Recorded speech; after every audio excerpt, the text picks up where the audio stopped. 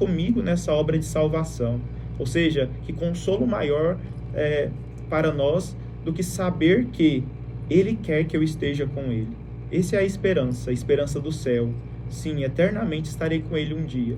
É Ele, é o Espírito Santo que nos dá essa certeza. Isso é a esperança, a nossa esperança diária.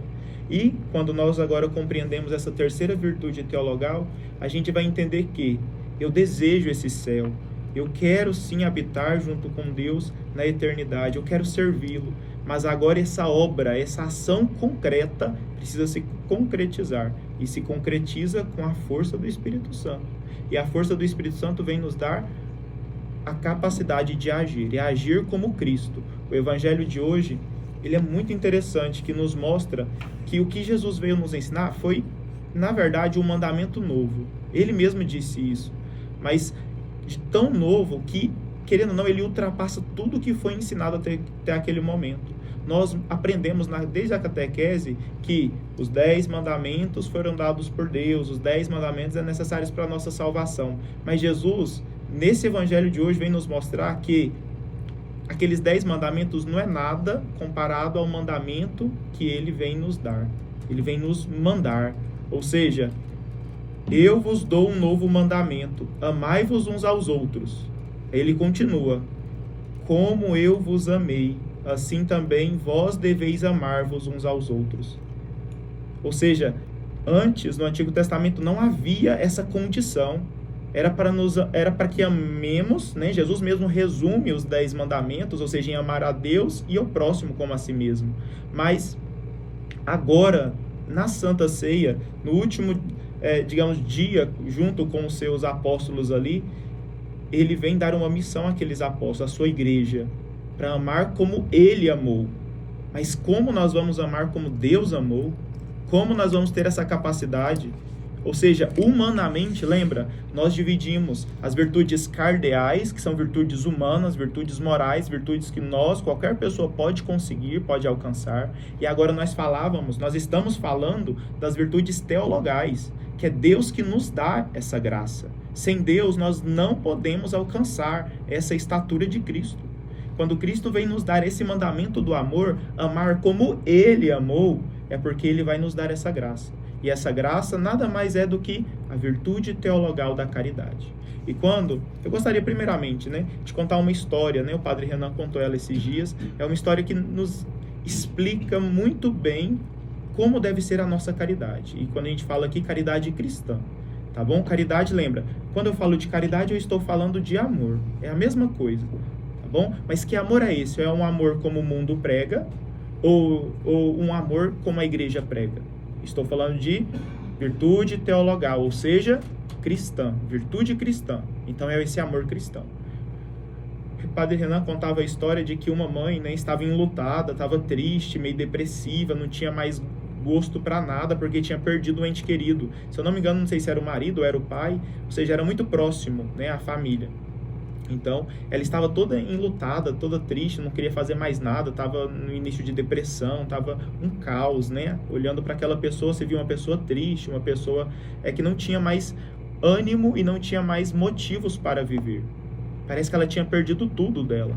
Aí, um filho dela, um filho pequenino, se aproxima dela e fala, mamãe, mas eu já perdi fulano, eu não quero perder a senhora, eu preciso da senhora.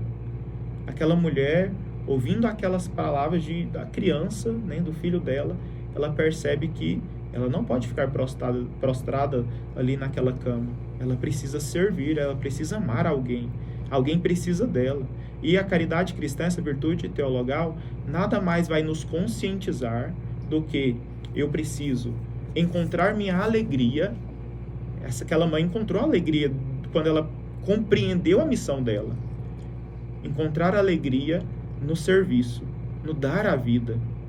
Ou seja, não pensar em mim, não pensar no meu luto, mas há alguém do meu lado agora que precisa daquilo que eu sou. Ela certamente talvez tinha um emprego, tinha um salário, poderia sustentar aquele menino, mas aquele menino não estava preocupado no que ela podia dar a ele, mas sim no que ela era para ele. Entende? O amor então vai envolver essas 3 realidades. A alegria nossa. Eu estou sendo uma pessoa feliz ou alegre?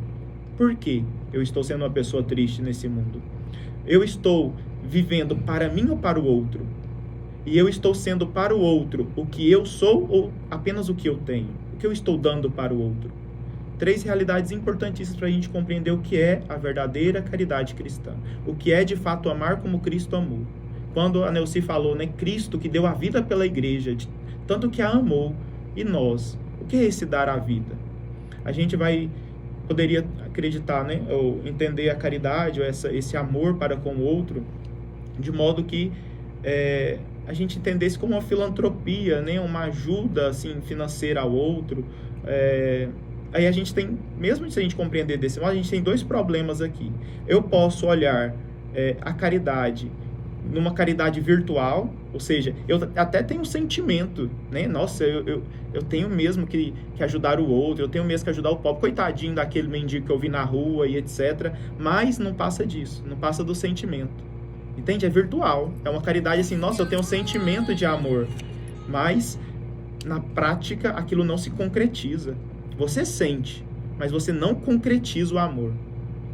E a gente tem também, se a gente olhar para essa questão financeira, material, a gente tem outro problema.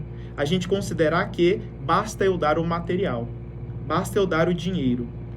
Aí eu tenho aqui uma caridade como sendo só algo material, a doação de algo material. Eu até dou coisas, mas eu não me dou. Eu até dou aquele dinheiro de longe, para quê? Para que eu não me contamine com a pobreza do outro. Eu até, digamos assim, ajudo ou dou um lugar para que os leprosos tenham um lugar para viver, mas que seja longe de mim. Ou seja, eu não trago para a minha vida aquela empatia, né, que diz muito hoje em dia, mas poucos vivem. Ou seja, aquele mesmo sentimento de estar com o outro para elevá-lo. Quando a gente vai compreender, por exemplo, o amor dentro do matrimônio, a igreja vem nos ensinar que se um marido e uma mulher, eles não conseguem perdoar uma traição, quem poderá perdoar uma traição? Se aqueles que disseram que amariam até o fim e diante de uma falta erradíssima, não estou justificando nenhuma traição, mas se diante de um arrependimento de traição, o marido ou uma mulher, eles não conseguem se perdoar, certamente ele não está querendo, essa pessoa que não está querendo perdoar, ela não está querendo descer ao lamaçal, de fato, a merda em que aquela pessoa está, para poder elevá-la, para poder tirá-la dali. E há 2 modos de a gente tirar a pessoa. A gente pode evitar, né, que a pessoa caia no buraco, ou a gente pode ir lá e tirá-la. E muitas vezes, e nós mesmos, Deus faz isso com a gente, foi quando nós não merecíamos, Ele veio e nos amou. Ele veio, desceu na nossa miséria, desceu no nosso lamaçal e nos tirou de lá, nos salvou. E do modo mais claro possível, a cruz. Ou seja, dando a vida. Quando Cristo fala amar como Ele amou, é de fato para dar a vida. Tem a história de São Lourenço, né? A história do diácono São Lourenço. No início da igreja, né, o Império Romano lá perseguindo os cristãos e etc. A igreja crescendo, a igreja tendo bens e etc. Muitos se convertendo e dando terras, dando bens para a igreja, porque a igreja, ela tinha aquela missão de ajudar aquele que não tinha, então as pessoas se comoviam e sabiam que a vida delas não terminaria aqui nesse mundo. Então não eram os bens a finalidade da vida de cada cristão. Logo eles compartilhavam os bens, né? Tinha essa capacidade de caridade mesmo, não só de dar os bens, mas de estar em comunidade, estar em comunhão. Então São Lourenço ali, a igreja, o trabalho da igreja cuidando dos pobres, um momento muito difícil da história. O imperador romano prende ele e fala para ele: você deve trazer a riqueza da igreja, o tesouro da igreja para mim, né? Eu preciso dessa, senão eu vou te matar, né? Ameaçou ele. E ele, então tá, amanhã eu trago a riqueza da igreja. Ele juntou todos os pobres, todos os mendigos que estavam sendo assistidos pela igreja, levou para a porta do palácio do imperador e ele disse: eis aqui a riqueza da igreja. Então a gente percebe isso em toda a história da igreja. A igreja tem bens, muitos dizem, a igreja tem bens, a igreja tem dinheiro. Claro, a igreja tem então um banco, né? O Vaticano tem um banco. Mas você acha mesmo que é por causa de um dinheiro que todos nós damos na oferta, damos em tudo, ou seja, que de fato a igreja tem, e que não é como é pregado aí, né? Por exemplo, o Vaticano mesmo, pode-se dizer que todas as obras de arte caríssimas do Vaticano são todas, digamos, bens culturais da humanidade, né? Ou seja, se for vendido vale R$1, ou seja, não tem valor para venda, porque é bem da humanidade, né? Ou seja, isso se tornou internacional. Então não é da igreja. As coisas que acham que tem no Vaticano e é muito caro e etc., não é da igreja, não é da humanidade, né? É um serviço para. Então a gente vai compreender que o que a igreja fez durante toda a sua história, quando ela foi perseguida, quando ela não foi perseguida, quando ela esteve, né, com muitos bens, estava junto com a política e tinha, querendo ou não, uma riqueza e um poder, uma influência. Quando ela não tinha essa influência, quando o Papa tinha que sair de Roma porque estava sendo perseguido, etc., a igreja ela sobreviveu. Ela não sobreviveu por causa de riquezas.